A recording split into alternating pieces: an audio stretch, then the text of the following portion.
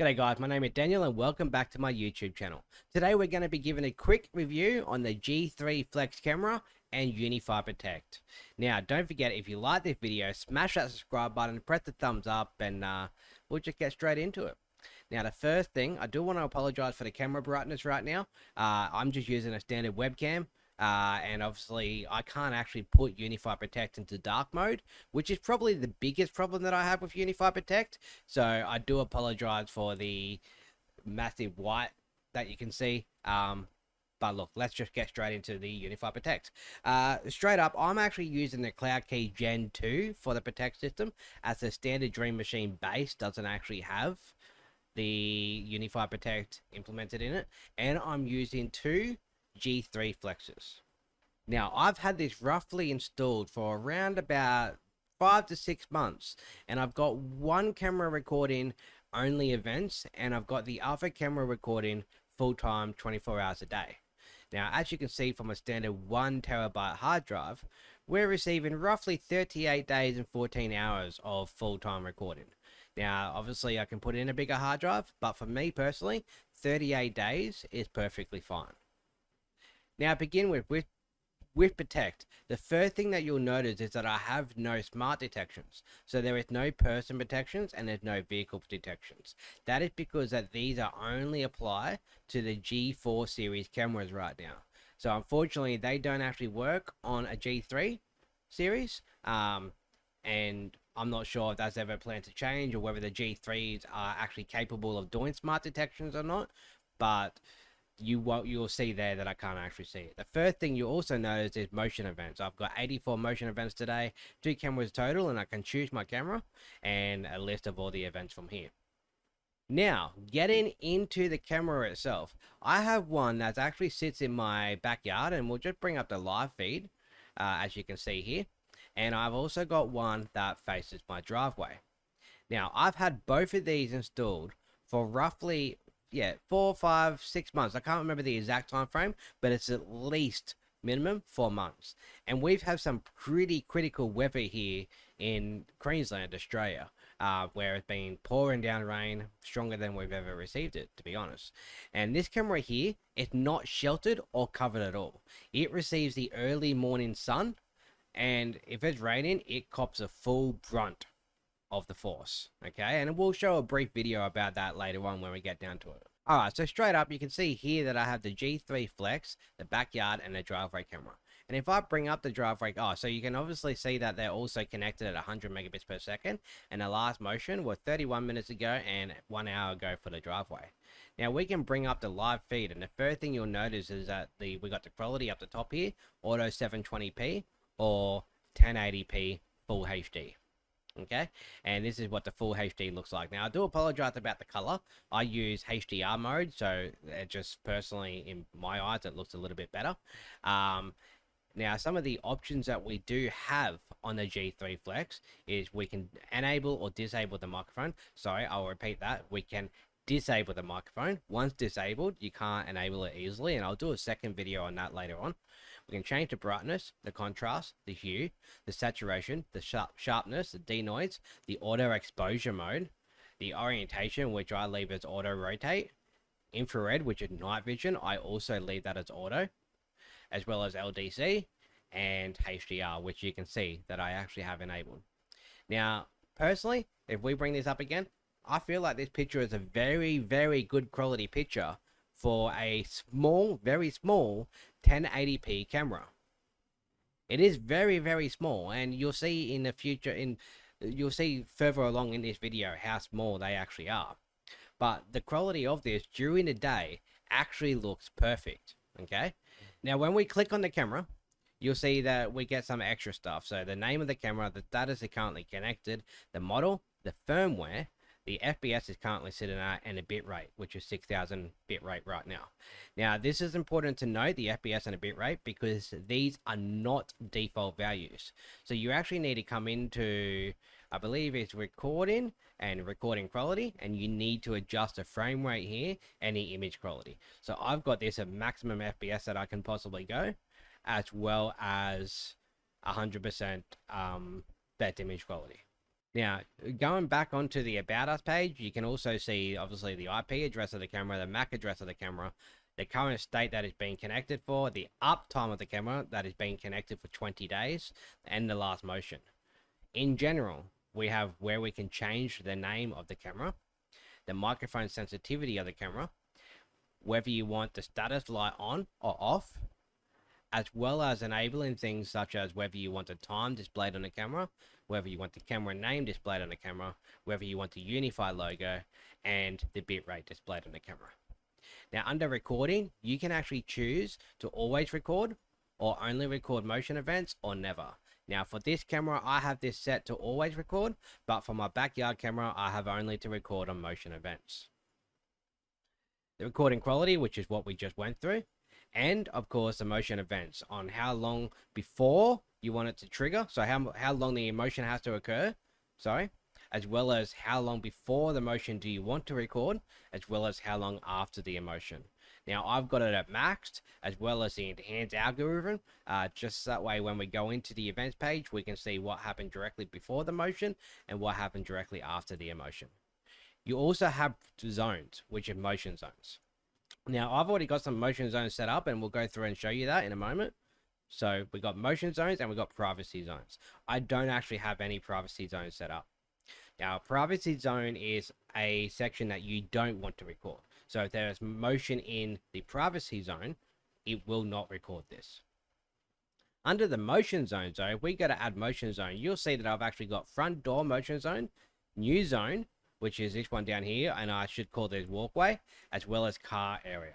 Okay, now there's a reason why I actually have these three set up, and that is purely because front door, I want a 100% sensitivity. If the camera sees anyone at the front door, I want it to record that as a motion event.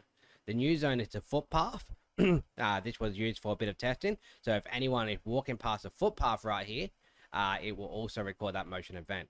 Now, when I first set this up, I didn't actually have branches in a way, so the branches are not really affecting it right now, but I do think that they will eventually. Now, we also have the car area. So I've chose this part, so if it sees any motion around this specific area, I want it to record that area, because that's going to show me if there's anyone around or near my car. Now, what you'll notice in this is that I don't have any of the roads selected in any of the motion events, because I don't want to record every single time a car drives past my street. I live on a very, very busy street. And then under manage, we can reboot the camera, we can unmanage the camera, we can grab the direct feed for the camera. So if we have a different UNVR, we can use the RTSP feed in order to put it on there, and we can disable the microphone. Now, it's important to re-enable the microphone. You must factory reset the camera, okay? So we'll do another quick video on this later on an easier way to do this without actually walking out to your camera. But yeah, remember that if you disable your microphone, you cannot enable it again without factory resetting your camera. Now, coming back onto Protect, back under the live view, you can see that I've got the live view set up here. I can see both my cameras at once. Look, it's not always the best quality when looking at this. The quality changes, it comes backwards and forwards, and I guess that would heavily depend on your internet connection at the time. But this is a pretty good view. I do wish that you could go down to a two-person view. That would actually be better, but unfortunately you don't actually get the option for a two-person view, and that can be a bit of a pain in the neck sometimes. I would love a two-person view rather than a four-person view. Then we have events, and this is where every single event that the camera takes is actually recorded, and we can bring this up and choose one, and this is where it's recording 10 seconds before the event. Obviously the event will probably be someone walking past a driveway here in my case, so roughly 10 seconds, and there it is, and then 10 seconds after the event occurred. So actually you'll see that only recorded here. It's not recording any cars driving across. Coming on to night mode. Now, night mode, in my opinion, is awesome. It looks pretty good. It's not the best, but it's awesome. So we'll just bring this up and we'll pause it. Now, as you can see, this view here, I can see my doorway pretty damn easily. I can see all around my car, but I can't see the road. The one problem that I do have currently with night mode is that any car driving past, a light reflects on my car, and that causes a event to trigger. So if we come out to the 10-second mark, you can see that there's a light reflecting on my car here. Now, that's why this has actually caused the event to trigger.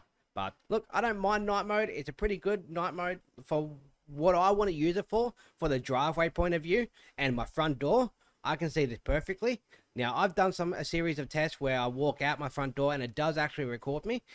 Much further than this, it doesn't really work. It does record this footpath right here, but if there is a person walking along the road here, it doesn't actually detect it. Now, obviously, I mean, they are just a small G3 Flex, right? So, you know, the distance, that's probably 50, 60 meters away still. Honestly, yeah, probably close to 50 meters away from the camera on an angle. So I can't really blame it for that. But for what it's worth and the price that you pay, I actually feel that the night mode on this is actually pretty damn good. Now, coming on to quality of the G3 Flex. I mentioned that my backyard camera, as you can see on the screen right now, is actually in direct sunlight and direct open air. So every time it rains, this thing cops a beating. And just a quick video up on your screen right now, you'll see that it is hammering down in rain. It's really getting a cop in, really getting a beating. Now, these are not meant to be waterproof cameras, but they don't. Okay, sorry. So let me repeat that. Ubiquiti don't advertise these as waterproof cameras, but they are water resistant. The biggest and most important thing to note here is that you need to have your camera facing up. You cannot have it facing down. And obviously you need the drip loop in the Ethernet cord as well, so that way water does not go straight into the Ethernet port. As long as it's sitting upwards position, your camera, your G3 Flex, will not have a single issue at all. Now, we've had some pretty hot days here, and for example, 40 degrees Celsius, not Fahrenheit, Celsius. And there's been no change to camera quality whatsoever, as well as I said, it's copped a beating from the weather. And it stood up. It's fine. It works perfectly fine. It's a cheap camera. And for the price that you pay for the G3 Flex, the camera works amazingly. The quality is fantastic. I can't fault the G3 Flex. The quality is absolutely fantastic for the camera. And we'll just show you one of the backyard as well. You know, this is without HDR. The quality itself of the camera is perfectly fine. I can't fault it. For what you actually pay for the camera, there is absolutely nothing wrong with this camera. It works perfectly fine. I love the camera. The features that it comes with is obviously a little bit limited, and you can get some better cameras out there. The G4s do have smart person review and vehicle review, and it's awesome. If you're just wanting to use this camera as a general camera for your house to keep an eye on things around your house, this camera is amazing, and I recommend it. But if you're wanting to grab things like number plates, or number plate recognition, or anything else like that, then I would take the step up and maybe go with the G4, or a completely different version of the camera. But if anyone's coming into your driveway, you can still get that number plate. That's not going to be an issue. But if you're trying to record cars going along the road and you want to try and get the number plates of those cars on the road and they're 40, 50 meters away, the G3 Flex is not for you. So in my opinion, the G3 Flex is really a at-home or inside use camera or front doorway camera. For what I use it for, as you can see, my backyard, which is to record anyone walking up and down, well, if they come in my side fence. And for my front door camera, the G3 Flex is an absolutely incredible and amazing camera. I cannot fault it. The only thing that I can fault right now is the UniFi Protect system right there on your screen, not being able to go into dark mode. Other than that, the G3 Flex is perfectly fine. I have no hesitation with recommending it. Okay, so that is my review of the G3 Flex camera. We may be getting a G4 camera later on. They are quite expensive here in Australia. In fact, they're quite expensive overall. So that might be coming up. But again, look, if you like this video, don't forget to smash that subscribe button, press the thumbs up. And if you want a video on anything else, make sure you let me know in the comments. And I'll see you next time. Peace out.